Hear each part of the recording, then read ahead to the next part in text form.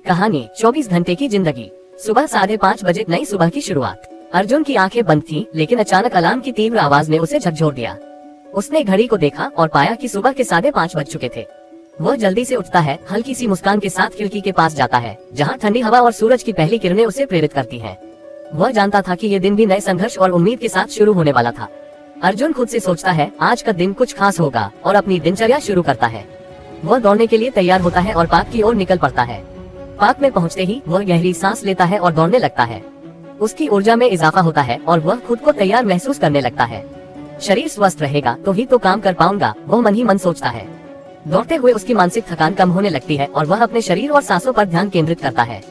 सुबह 7 बजे परिवार के साथ वक्त। पार्क से लौटने के बाद अर्जुन जल्दी से नहा लेता है।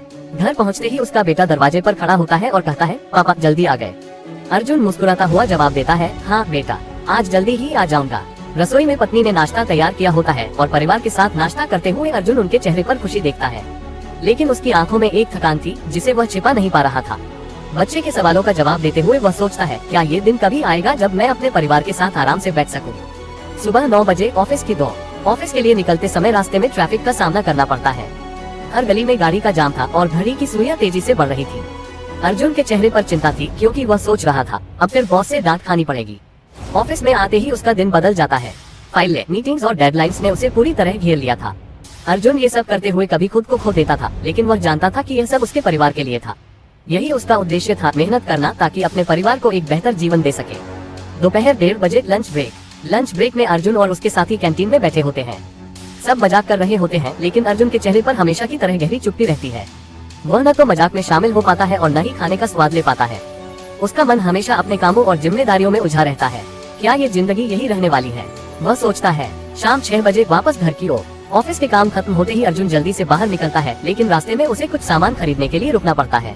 वह हमेशा घर के खर्चों को लेकर चिंतित रहता है। रास्ते में वह फोन पर पत्नी से बात करता है, आज कुछ देर हो जाएगी, मैं बाजार से सामान लूंगा। बाजार में भीड़ भाड़ के बावजूद अर्जुन का ध्यान कहीं और था। ट्रैफिक और भीड़ के बीच वह अपने जीवन की दौड़ को महसूस करता है।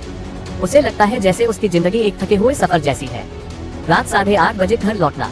घर पहुंचते ही उसका बेटा पापा पापा कहते हुए दौड़ता है। अर्जुन गहरी सांस लेता है और अपने बेटे को गोदी में उठा लेता है। बेटे की प्यारी मुस्कान को देखकर उसकी सारी थकान गायब हो जाती है। पत्नी उसे डिनर पर बुलाती है। जैसे ही वह चावल और दाल का पहला निवाला खाता है, वह सोचता है, मैं आज के दिन की थकान भूल सकता हूँ, लेकिन क्या कल फिर से यही सब होगा। रात 10 बजे खुद के लिए समय। रात का खाना खत्म करने के बाद अर्जुन बालकनी में खड़ा होता है। बाहर ठंडी हवा चल रही होती है और चांद की रोशनी उसे शांति देती है। उसे अपनी सोच पर हंसी आती है। क्या यही जिंदगी है? हर दिन बस एक दौड़ है, हर वक्त बस खुद को खोने का डर है। लेकिन फिर उसकी निगाहें दूर आसमान की ओर जाती हैं। एक अजीब सी शांति उसे महसूस होती है। वह जानता था कि उसकी मेहनत, संघर्ष और हर दिन की भागदौड़ का फल उसके परिवार की मुस्कान में है। रात 11:30 बजे सोने से पहले की सोच। अर्जुन बिस्तर पर लेटा हुआ था। आंखें बंद करते हुए वह सोचता है कि अगले दिन फिर से वही दिन शुरू होगा, लेकिन इस बार उसने खुद से कहा, कल फिर नया दिन होगा, नया मौका होगा। हर दिन कुछ अलग होता है। धीरे धीरे उसकी आंखें बंद हो जाती हैं और उसका शरीर थकान के बावजूद आराम से सो जाता है।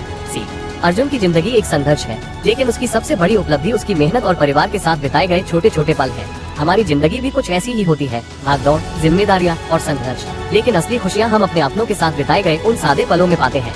24 घंटे में हम जो कुछ भी करते हैं, वो सिर्फ हमारी जिजीविषा और परिवार के लिए होता है, और यही हमारी असली जीत है।